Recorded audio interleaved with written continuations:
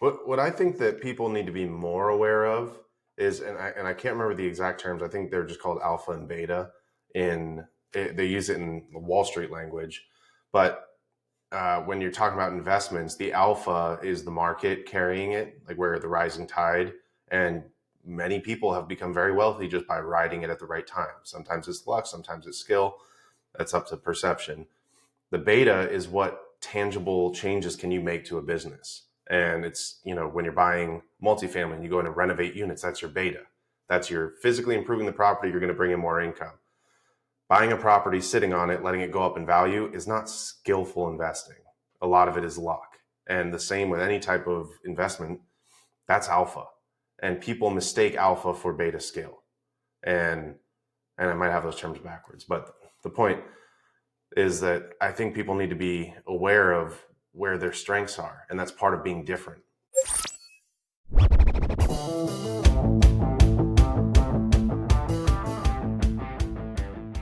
Tanner, we're back at it again.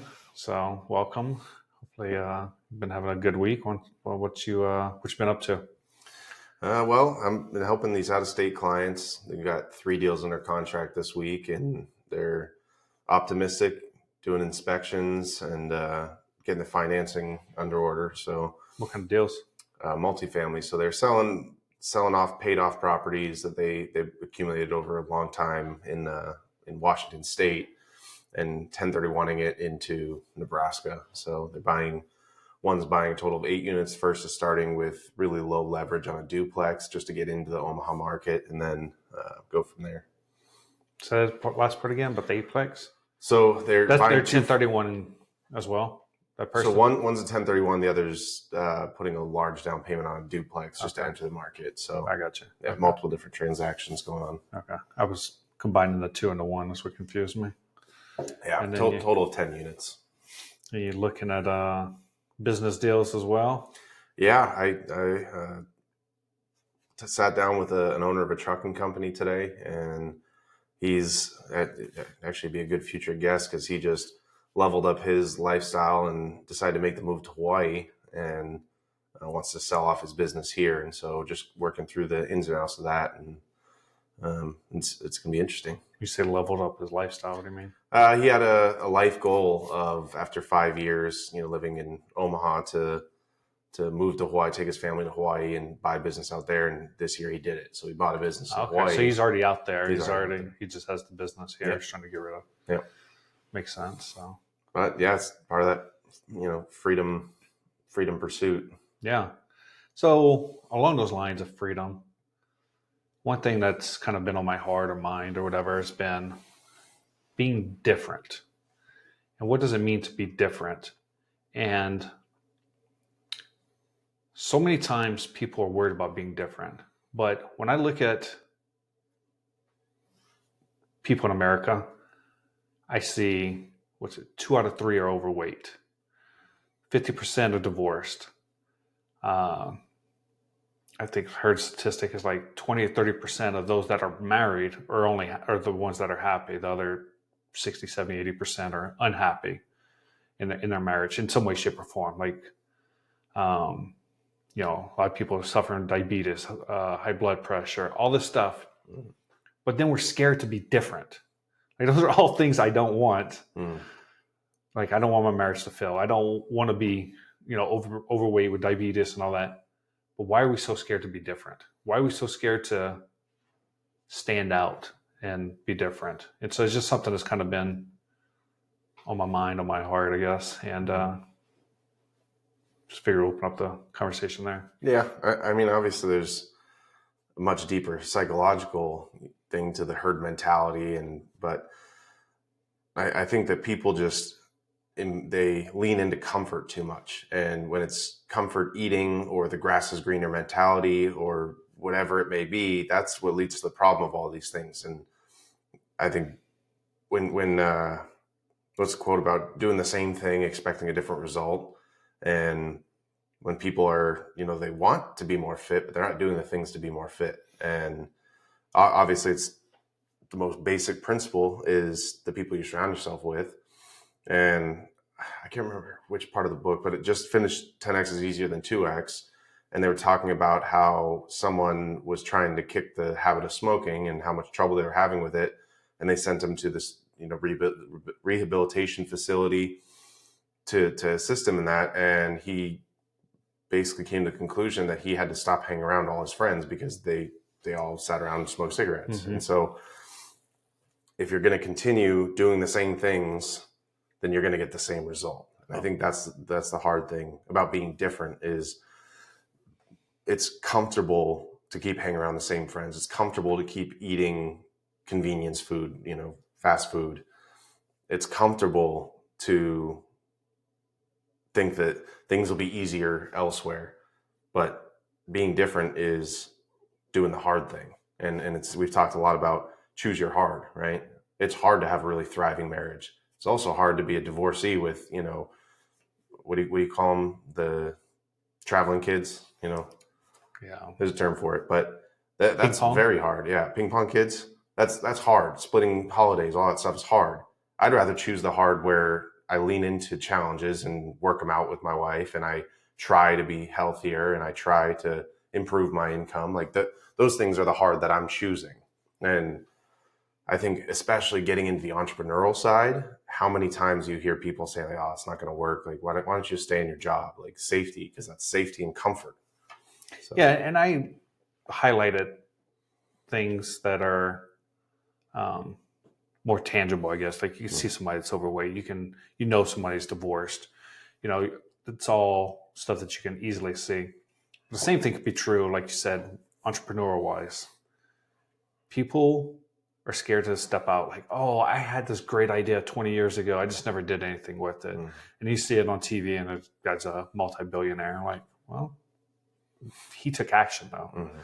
And I just think people, I don't know if it does come back to fear. I heard a quote said, fear has derailed more dreams than failure ever has, or something along those lines. That's a good one.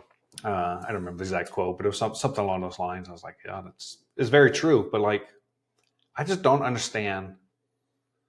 And I say I don't understand. I was in the same thing. Like I went with the status quo for years, and now I'm just like kind of starting to open up my eyes. Like it's, like a baby seeing for the first time, wiping the scales off my eyes. Yeah. Well, even being in the military for so long, like I was in for half the amount of time as you are, but the conversations that you have, it's like people think less of you if you get out before 20. Like, oh, quitter, like it's expected that if you're going to enlist, you're going to stay for 20. And the people that don't they weren't cut out for it or whatever. There's just such a societal, I don't want to say stigma around it, but that pressure that you're around. I mean, if you're working 8-10 hours a day, you're around that for most of your waking hours. And that has a significant influence on the way you think. And when I first got into real estate, I was still enlisted for, 2 or 3 years. And I had a coworker who lost everything in real estate. Like he came into some properties, and when he deployed, he didn't manage it very well and came back and everything was gone. He lost everything. And so he was so pessimistic about it that I was in this, remember the Alex Hormozy wave, he's talking about uninformed optimism and then informed pessimism and then valley of despair. And then there's informed optimism. He was in this informed pessimism. He had the experiences to back why he was pessimistic about real estate. I was uninformed optimist. No one could kick me off that high horse. And I think that people, before they even get up on that uninformed pessimism, which honestly is where the Amways and the MLMs, they prey on people's uninformed optimism. But when you really just go for it, like you said, how many times does the fear of failure block them from the regret of actually failing? It's like, I can think of many failures that we've had in business, and I wouldn't trade any of them for not trying. Well, that's the thing is we put this negative connotation on failure. Is failure negative?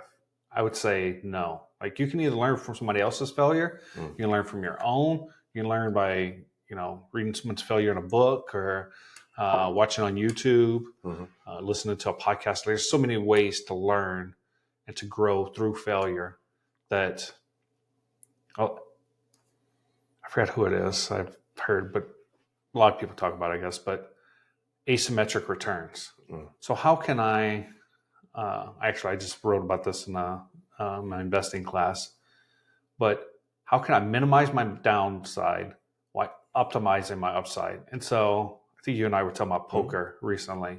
That's all poker is. Like, what's the pot say it is? Or how much can I win in that pot? What's the odds of me calling this? And what's the percentage of me winning if I do call it? Mm-hmm. And you just do that math problem. I'm like, okay, I'm going to lose 20%, but if I win, I can get 80%. Well, I'll call that all day long because 50% of the time I'm going to win. So it's a positive 30%. You know, Right. quick math, sorry, as I'm making it up on the fly. But the point makes sense. It's that's all. that's what risk is. Yeah, exactly. And how do you limit it? Cards is a perfect example. If I was to go play poker, I would not have the same odds as you. Well, that's what the casino does. Like, casino doesn't care. They won 51% of the time. But they know that you're going to put enough money in that their risk is so limited. They can lose 49% of the time. You only have to win once. Right. Well, and that's what I'm saying is if I was to go play poker, I'm not going to be as structured as you're thinking about it logically. I'm thinking about it emotionally. Like I want to bet this or whatever, which is how they win 51% of the time is idiots like me, which is why I don't gamble. But I think that's a perfect example of how do you lower that risk. Knowledge. I mean, in any business, it's like, I'm not saying that anyone working at W-2 who's been a cashier for the last 20 years should go get into a crypto, because that is not asymmetrical risk. That's high risk. Nor should that person go in and probably start a, multi-million-dollar business. But you lower your risk the more knowledge you consume, every book that you have, I feel like is a percentage point towards lowering your risk. Yeah. And these books are 300 pages and they probably got 30 pages of good stuff in it. So, you have to weed through it, but it's, you can say the same thing on YouTube, podcast, anything. Like it's about watching. So you watch this podcast for an hour. What's the one nugget you can take and then iterate on? What I think that people need to be more aware of is, and I can't remember the exact terms. I think they're just called alpha and beta. They use it in Wall Street language, but when you're talking about investments, the alpha is the market carrying it, like where the rising tide, and many people have become very wealthy just by riding it at the right time. Sometimes it's luck, sometimes it's skill. That's up to perception. The beta is what tangible changes can you make to a business. And it's, when you're buying multifamily and you go in and renovate units, that's your beta. That's your physically improving the property, you're going to bring in more income. Buying a property, sitting on it, letting it go up in value is not skillful investing. A lot of it is luck. And the same with any type of investment, that's alpha. And people mistake alpha for beta skill. And I might have those terms backwards. But the point is that I think people need to be aware of where their strengths are. And that's part of being different. And Ben Hardy and Dan Sullivan talk about in 10X is easier than 2X, finding your unique ability. And what is the one thing that you do better than others? I think that's a great point, is like, you have to replace yourself as much as possible. And that's part of, like you said, part of being different is knowing that most people just think they can do everything. They say, there's nobody that can do this better than me. Physically they can do everything. It's like, no one can do this better than me, so I'm just going to do it myself. But being different, one of the things of being different is taking a step back and saying, hey, I'm just going to let somebody else do it. That's too much in business, too much in life. People are like, oh, just, macho it up and do it. Well, because we've been programmed to think that delegation is laziness. And that's the traditional system of, obviously if you're in leadership roles, there's things you have to delegate. But as a business owner, there's a lot that you should be delegating. And I use it as if you're making $200,000 a year and you're working 40-hour weeks, then your time is worth, what's that, $250 an hour? So what are you doing $10 an hour tasks for? Because you're losing $190 an hour every time that you're doing those things. And yes, you can physically do that. Just like the owner of a general contracting company can swing a hammer. They can probably swing a hammer very well, but is that really worth their time? And then what you're getting to is more, are they the best person to be swinging that hammer? Can that $10, $20 an hour employee do it better than you can? So it's like, if I feel like if people were looking at delegation in that way of, if you're going to hire someone to do a job that can do it really well, you're going to try and get it at the lowest price because that's what provides the most value for you. So why are we thinking opposite when it comes to business ownership? That I'm going to do it at the most expensive possible, which is my time. So what does it take to be different, in your opinion, in a relationship, in your health, in your in religion, in business, in finance, all those things? Like, is there one common core that you think? I mean, I think getting really clear on your values and sticking to them no matter what. I feel like my wife is very good about this, that she started this women's ministry group, and she's very intentional with not wanting it to be a complain about your husband's group. Like, this is about ownership and what can we do better? How can we be more supportive and whatever?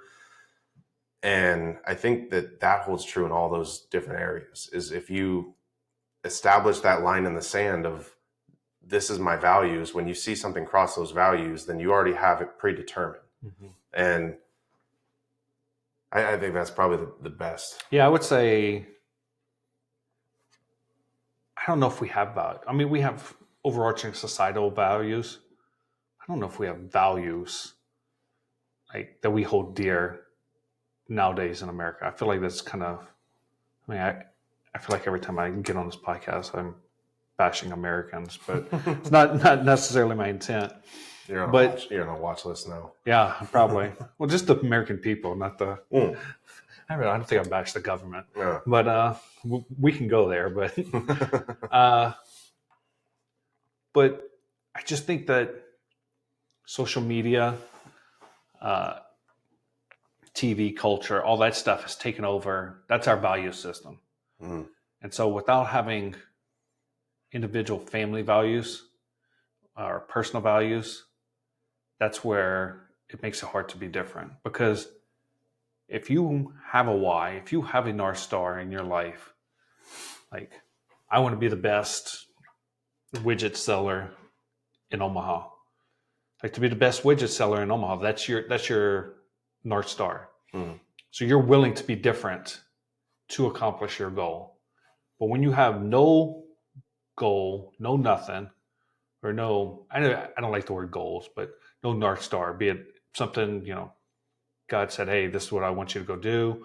And so you're focusing on that, and that's your North Star, whatever it is. If it's to get your family out of poverty, to prove your 8th grade teacher wrong, whatever it is, I think it's important to focus on that. I mean, that's why, I don't know where it's at. It's probably up here, but the book Start With Why. Mm-hmm. Like, it's finding that. Once you find that, I think it's easier to be different, because you said it earlier when we were talking. It's easy to fall into society and the societal norms. Just kind of go with, you're some of the 5 people you hang around with most. So if you're hanging around with those people and you don't have a North Star that's different from them, mm-hmm. you're just going to be following them. And that's where I completely agree with you, coming from the values. And if, obviously, I know our values stem from the Bible, and there's certain ethical dilemmas that come up constantly in business that if I didn't have my values to bounce it off of, then that I see it as, temptation of there's very easy opportunities to take advantage of people. And it's unfortunate that people as a society will take those opportunities. But that's where I think being different is important, is doing right by people. I'm not going to screw someone to make a dollar, and if the value system is your North Star, then you can weigh those values against every decision, whether it's marital, relation, religion, whatever. I mean, I think of the, I see a lot of clips online. There's a guy I followed on TikTok that he has what he calls it, the holy nope, something like that. And it's just all these crazy things that are happening in church, and nobody stops it. Like, did you see the clip of the pastor who told the ushers to lock the doors?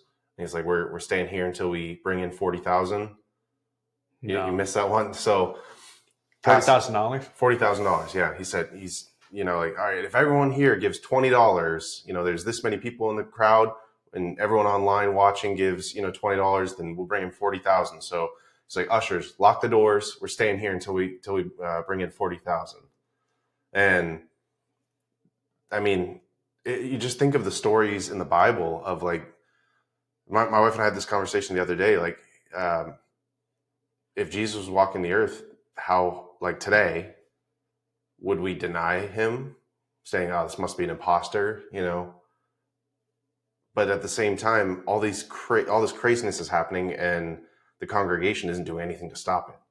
So, well, I mean, just go back to the 30s and 40s with Hitler and Germany and stuff. That's the same story. Like, there's that study that was done.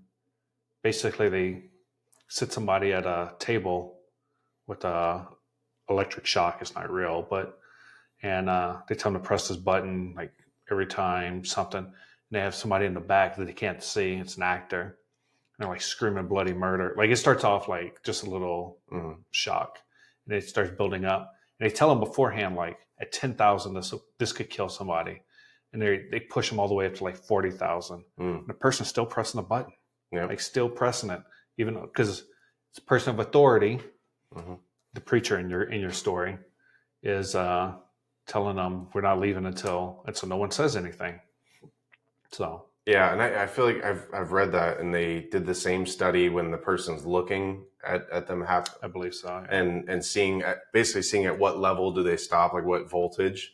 And yeah, it's crazy to see, but yeah, I think it's been done a couple of times, but yeah, I think being different is being willing to stick to your values, even to your own detriment. And I mean, seeing the stories of people that are being killed for their religious beliefs, that, I mean, if there isn't a more drastic example of sticking to your values, and I mean, the disciples, all they had to do was just deny that. Well, I think all but one disciple was killed. Was because Judas, right, was the one that wasn't killed. No, I'm saying like they all were crucified or was killed in some way, shape, or form. Like all of them. I'm trying to remember who wasn't. The only one I knew was Judas, because he took his own life, right? Well, yeah, but I'm talking about of the remaining. Yeah, I think all of them were crucified. And wasn't it Peter that chose to be crucified upside down? Yeah, and I mean, society would have wanted them to just say what you got to do to stay safe, but yeah, I don't know. I think just being different is clinging to those values. And well, I think we're worried about being called weird, or like, oh, that's the weird Christian. That's one that I've heard a million times. Oh, that's the weird family. Like, okay, there's some weird things people do. I'll say that much. But who defines weird? Like, it's weird to you. It's weird to me. Like, you go overseas to Europe, they do stuff that we would consider weird. You go to Africa, they're going to do things we consider weird. But that's their culture. That's their belief system. Like, what we do here is weird to them as well. So who defines weird? And like, why does it matter? Like, why do I care about somebody that I don't have to hang out with? If you don't want to associate with me, then don't associate with me. But why would I care what you think if I'm weird? Well, and that comes down to sticking to your own values. If what you're doing is considered weird in the cultural norm, seeing how Hollywood and the music industry has disintegrated the values, like putting, explicit music videos in front of kids like that, I'm fine with being the weird family, because my kids are watching Minnow and they're learning about the Bible and not watching, entertainers. So I think that that's where the values are so important is in that same example. You're saying that in the bubble of the United States, if someone was to travel to another country, that would be weird. Well, I'm just shrinking that bubble and saying that if anyone operates outside of this value system, it's weird to me. Well, that's mean. Like you go, like in the '80s or in the '90s with grunge rock up in the Seattle area. We're not going to crap on grunge, are we? No. All right. But someone in Florida in a different bubble Mm-hmm. could have been like, "That's weird." Mm-hmm. Like where they dress or whatever. But you're gonna have all these bubbles everywhere, and just get outside your bubble. I mean, I guess that would be the thing. Your bubble of 5 people, who cares if they think you're weird? Find a new bubble. Mm. Yeah, I think we're saying the same thing in opposite ways. Is that I think it's important to stay in your bubble of values, and you're saying to go outside your bubble if that bubble does no longer make sense for you. Is that what you're saying? I'm saying your bubble the people you hang out with should be a direct reflection of your values. Absolutely. So if your values are different from the people you hang out with, find new people. Yeah, absolutely. And that, again, with the 5 people you surround yourself with, if the people that you spend the most time with are at income levels or spiritual, levels or financial levels that you don't aspire to be, then it's probably not the right circle. Mm-hmm. And I think that's very hard for people because of that comfort of when you establish a group of friends, it's comfortable to just stay in that monotony. But I've talked before about the example of thinking if you were to list the 5 people you spend the most time with and estimate their income levels and you divide them by 5, it will be very darn close to what yours is. And I think if you apply that same logic to their level of spirituality and the strength of their relationships, how, good parents they are to their kids, like all of those things apply. And it's just thinking about it on a broad level is easy, but even the specifics, like if my 5 closest friends wanted to go golfing 4 times a week and they were fine with leaving their families, I'm going to become the type of person that just ditches my family to go golfing all the time. Mm-hmm. Not saying that that's a bad thing, but in excess, that's who you become. And if what you truly value is a strong familial bond, then you need to hang out with people who also have that value, because they will start to do things that incorporate the kids and incorporate the wife. And especially when it comes to, like I said, these gripe sessions, like if you're sitting down with people who only ever affirm, concerns, like you see it with women, it's more prevalent, but it happens with men too. It's like I think most of the divorces are caused by outside influence, when someone's just complaining about something and then they add fuel to it and like, oh yeah, he shouldn't have done that. Like, oh, I can't believe that. Like, I can't believe you stick with that. And then it just plants that seed, and then these friends just keep watering it, and then boom, the friends don't care when they get divorced. It doesn't affect their life at all. So I think being conscious of the people you surround yourself with, and I think that just holds true. The value system is like, I'm never going to take outside influence on my marriage, because nobody knows the ins and outs of it. Yeah. So to that point, when I was in the Brandon Turner's Better Life Tribe, we had like Monday or weekly calls, like Saturday, Sunday, and Monday. I think it was 3 days. And his rule was you couldn't give anybody advice. Mm-hmm. You had to ask a question. Now you can make it a pointed question. Do you think you're doing the right thing? Or, like, do you think doing X is correct? Or do you think it's going to end up with Y? Mm-hmm. You can get, but it's still a question. Mm-hmm. It might be a leading question, and I think it's the biggest thing is everybody has opinions. Mm-hmm. It doesn't make you right. It's just yours. But how can you ask somebody a question to let them come up with their own opinion and discern for themselves what needs to be done? Absolutely. And I would so much rather surround myself with 5 people that are willing to smack me in the face and be like, you're being a jackass, than someone who just affirms any bad emotions or whatever you want to call it. So yeah, I think back to the being different. I think being different is embracing things that are uncomfortable. Like it is different to choose to go to the gym instead of going to the bar. I meant to say that earlier, was it's your North Star knowing, but it's the discipline to stay with that North Star. Mm-hmm. So, like, I know I'm overweight. Let me work out and do what I need to do, eat properly. And it's easy. Like today's my daughter's birthday, so there's gonna be cake tonight. Like it's easy to go get that piece of cake when everybody else is cutting that cake, Mm-hmm. So it's Well, I mean, on that example, I gave up eating sweets for years, and that's different. Like you have a birthday party, it's expected that you eat cake. I have this. We can go down a huge rabbit hole. But my caveat to that is, I'll pick on Brandon Turner because he said this before. He said he only drank on special occasions, but then he found every night to be a special occasion. Yeah, it's National Pizza Crust Day. Yeah. It's yeah. My rule was if the kids make something, like if they home make a dessert, then I will try it and I'll have a piece of that. But other than that, I wouldn't eat sweets, and that's different. When you're at a birthday party and everyone's eating cake and you're the only one not eating cake, that's different.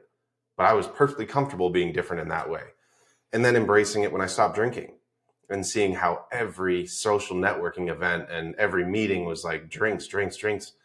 It's different to say, oh, I'm not drinking right now. People look at you weird. Mm-hmm. And they're like, what do you mean you're not drinking? Like, nerd, But I've enjoyed being different in that way because I feel healthier. I sleep better. And so while it would be very comfortable to avoid that social conflict and just have a drink, and 1 turns to 3, which turns to 5, when I go home and I sleep well and I wake up without a hangover, it doesn't affect their life at all. So why should it affect how I feel in the moment? And I think that's part of being different. And side note, I have found that from stopping drinking, I picked up the sweets again. So, so I've kind of figured out that my problem was not the drinking, it was gluttony. So So it's not the sweets, it's not the drinking. No. Basically, you just need some bad habit. Yeah. I just got to have a crutch somewhere. But that it's all part of being different. Is just finding, and if I continue, like I can't remember growing up anyone ever telling me that they read the Bible every day. I know people that have probably looked at a Bible before growing up, and I went to church all the time, and I still didn't know anyone who read the Bible every day. So I grew up Catholic, went to Catholic school most of my life. And yeah, I don't know anybody that read the Bible. Mm. Like I don't, I had Catholic classes or, religious classes. I don't remember reading the Bible. Like, here's a coloring sheet and, right. color Noah's Ark. Yeah. Here's this worksheet and fill this out. Mm. But yeah, it's But and that's just another example of growing up. The comfort is just doing what everyone else is doing and going with the flow. And now finding circles where, like being in the men's group where they read the Bible all the time, they're giving me advice on practices to put in that I can start to live the life that I want to live, not the one that's convenient to live. And I think getting out of your own way and doing those difficult things, I mean, I hate to use this example, but the ice plunges, I think those do more for your mental tenacity than they do for physical health. The cold plunges. Yeah. I think those do more for training your mind to do things that are uncomfortable than it does for actual health benefits. Now, anyone can find a study saying, oh, it has this health benefit, whatever. But I truly believe that it's more about the power of the mind, of doing things that are uncomfortable, getting up with an alarm clock, getting to bed earlier. Those are things that are uncomfortable.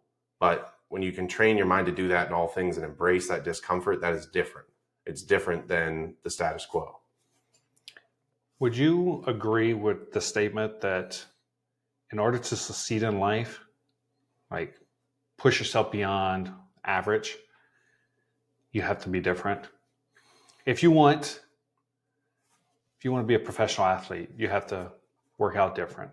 If you want to be a world-class lawyer, you have to study different. You have to think different. You have to be, would you agree with that? Just kind of generic across the board? I think if we are looking at subsets of a population, and I'm thinking of the road less traveled, right?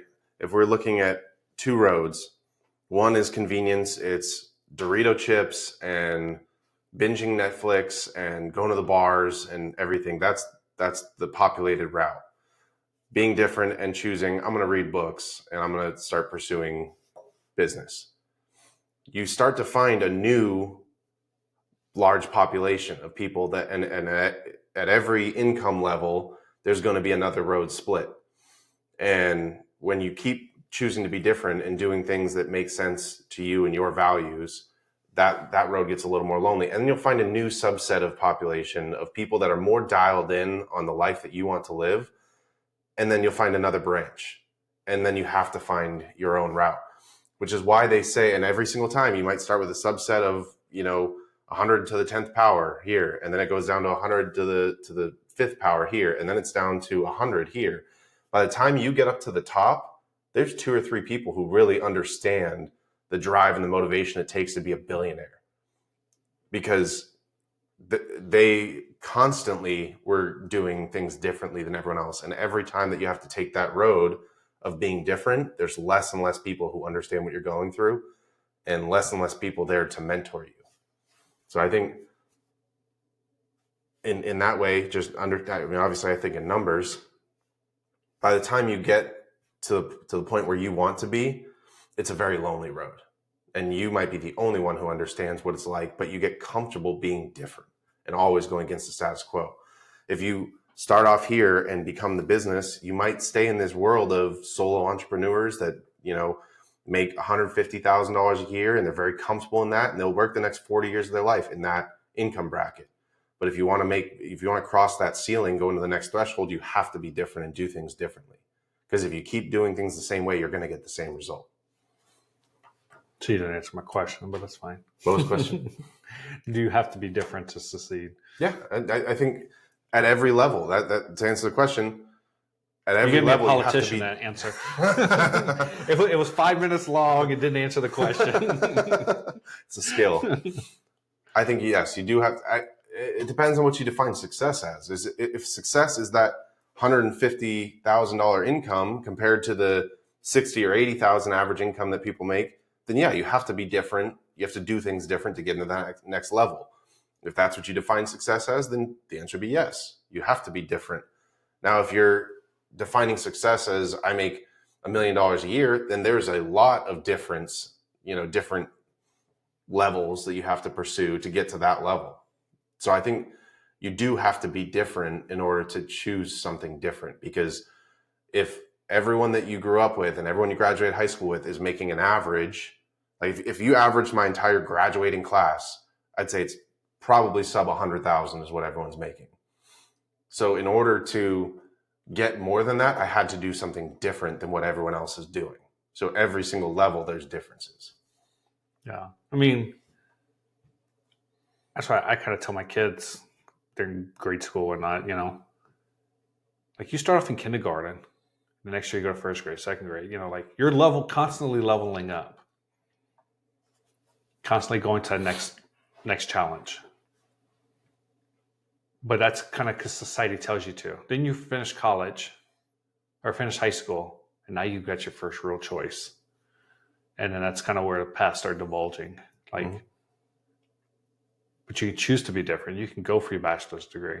You can, get your master's degree, go for a doctorate, whatever it is. Like you have so many different paths that are outside the norms. But I think just like going from kindergarten to 12th grade, you have to constantly be leveling up. Every year, maybe not every year, but every 5 years, 10 years, you should be pushing yourself to be in a new group. You should be graduating. Oh, I'm done with kindergarten. Let's move on to first grade. But we don't do that. I mean, I'm happy to go back to coloring Noah's Ark. But well, I don't mean going all the way back to coloring Noah's Ark, but going back to I get the You the know, leveling up is every book that we read and every podcast you listen to, every networking event you attend, you should be looking for ways to improve. And I feel like the pie, when you're in this circle, is this big, and you can level up your knowledge. And then when you hit that ceiling, if you don't do something different to break out of that, you'll never expand. And then the expansion goes here, and then it's here, and then it's here, and well, it's then just the like more you learn, the more you realize that percentage of growth is so small to what's limitlessly possible. a video game. Like when you start off with a video game, you're level 1. It's quick to like they let you level up quickly to level 2. Level 3 takes a little bit longer. Level 4. The same thing with life. We just reach a certain level. We're like, oh, it's good enough. Society calls this good enough. I'm not gonna. There's 50 million other levels that you can keep going to. Like, yes, it gets harder, and most people quit, but it's not impossible. But do you believe that someone needs to be on a constant trajectory towards a North Star up here, or should they try and find their comfort in whatever that definition is for them? Because I think that there's a difference from having large goals and being motivated to feeling like this in the 10x. This is my problem with goals. Is the horizon's always moving. So in the 10x is easier than 2x, they talk about people set their goal on the horizon. But the thing is, as you get closer to the horizon moves. You'll never reach it. And so if you can't find, I don't want to say comfort because that's not the example we're using, but if you can't find peace and solace in where you're at and enjoying that journey, then I don't think that it's healthy to constantly think that I'll be happy when. That's why I think you should have a goal that's built on a why and not a goal that's built on a dollar amount, a time, an outcome. Yeah. Like my goal is to not meet the guy I could have been the day I die. Like I don't want to go to heaven and be like, introduce you to Ryan, the guy you could have been. Mm-hmm. But this is how far you are away from him. 6'5" with full head of hair. Yeah, like I got hair, maybe not full, but yeah, no, but I agree. That's my, I can't say that's the only thing, but when I say I want to make $250,000 or $1 million a year or whatever arbitrary goal you set, like that's a personal goal. Like that's just, I guess my goal is more of, I don't want to disappoint myself. I don't want to disappoint who I could have been. So. Yeah, and I think that my example is too linear. It's just using that dollar amount example. But if we say that my goal is to never miss a sporting event and bring in $300,000 a year based on the effort of others, like that is a very attainable goal. And sure, that's not going to compare to Elon what happens Musk when you get there? I mean, are you pleased? Do you just sit back and be like, oh, I'm there? No, and I think that the difference in mentality is that's another, in the entrepreneurial space, you definitely see the people that have solely dollar goals. Like that's the whole reason, is they're just pursuing that dollar.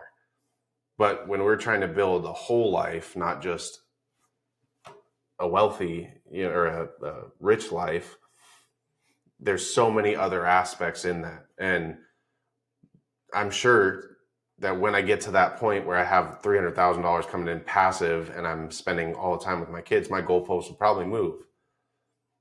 But I think that having a healthy goal is not leaving the important things out, having a strong relationship. And that's why I think it's more important to think about it in a way of, how do I become the person who makes that versus how do I get to that? Yeah. And so I think that's where goals, you need to flip goals. I mean, I'm not saying smart goals aren't good. They're if you own a business and you're doing $5 million a year and your goal is to get to $8 million by the end of the year, like that makes sense. That's where I think smart goals come into play. When you're talking holistic lifestyle, who you want to be, how you want to be as a person, I don't think goals work. And that's why I call them North Stars. Like who do you need to be? That's where things like the compound effect or atomic habits have more of a real life implementation than just goal setting. Correct. I would completely agree with that.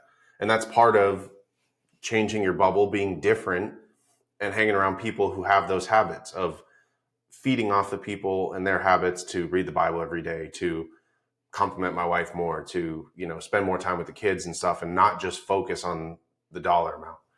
Like I'm around people that are extremely successful. Like they probably have more money than most people would ever even imagine. And they're focusing on building these things too, and constantly working at those habits, because a habit, if you don't keep it up, then it's very easy to lose it, right? And if I don't read the Bible every single day, then that's a habit that very easily falls off. And now, like, just for example, we had Dan on the podcast, and and you and him both agreed He that just texted me yesterday. He just watched it for the first time. Yeah, he told me he didn't know we posted it. That's funny, because we had our men's group yesterday and I talked to him about it. And but you guys encouraged me to get the 1-year Bible, and without having any kind of checks and balances, I thought I was doing all right reading the Bible. But now seeing that, today's April 17th, I'm on April 5th. And so I'm like, wow, I missed that many days. I didn't feel like I missed that many days. But just having that check and balance is like, I break the habits. Now I allocate more time towards, like yesterday, I had plenty of work that I could be doing. But instead I went to go sit outside in the sun and catch up on 3 days of my Bible reading. And so without those checks and balances, I wouldn't become the type of person who reads the Bible every day. And I wouldn't have even had that idea if I wasn't surrounding myself with the type of people that made you different. That made me different. Yeah. Oh. That was a good mic drop right there. Yeah. So, well, on that note, I mean, yeah, I agree. Be different. Like define what different is for you, and screw everybody else. Like, and I don't mean in a negative way, just like forget about them. Mm-hmm. Just be different. Mm-hmm. Accept the fact that people might make fun of you. Yeah, I'd rather be weird and enjoy my life than be boring and fall into societal norms. Yeah, I don't want to sit here drinking all night and well, we're gonna do that too, but be overweight. Yeah, I don't want I don't want my marriage to fall apart. I was gonna say my wife fall apart, but mm-hmm. It comes back to being different. Yeah. So, all right. On that note.